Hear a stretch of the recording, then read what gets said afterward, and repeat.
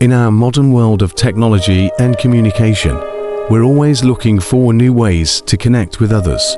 But imagine for a moment that instead of using words, gestures, or messages, we could use something entirely different: telepathy. Impressive? Absolutely. But let's think about why we haven't chosen this way of communicating yet, and what consequences it could bring. Imagine you're at work and suddenly pick up on your boss's thoughts. He's thinking about your vacation plans. At first, you're excited, how nice. He's interested in when you'll finally take that well-deserved break. But then you realize his thoughts aren't about how great your vacation will be. Maybe he's worried about how difficult things will be without you, or worse, he's considering canceling your time off. This could forever change how you feel about your job and even yourself. So maybe it's better not to know what your boss is thinking. Now imagine that telepathy allowed you to accidentally open someone's thoughts, like stumbling into a group chat where you really don't want to be. You're sitting with your colleagues, smiling and discussing the latest news, but suddenly you're overwhelmed by a stream of thoughts you wish you hadn't tapped into.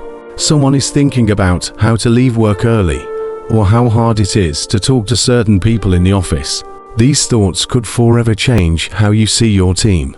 Of course, telepathy could lead to some awkward situations. Imagine trying to explain that you misunderstood someone's thoughts. "Sorry, I didn't get your thoughts right," you might say.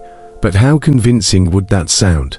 The excuses we use so easily in regular conversation wouldn't work here. You'd have to take full responsibility for every thought you picked up, which could create a lot of misunderstandings. And finally, let's think about how telepathy could affect our daily work life. If we could read each other's minds, people might start avoiding communication altogether. Why bother talking if you can just read someone's thoughts and immediately know what they really think? But this would also mean the end of many interesting discussions, debates, and creative collaborations. After all, if everyone knows what others are thinking, who would want to share their thoughts out loud?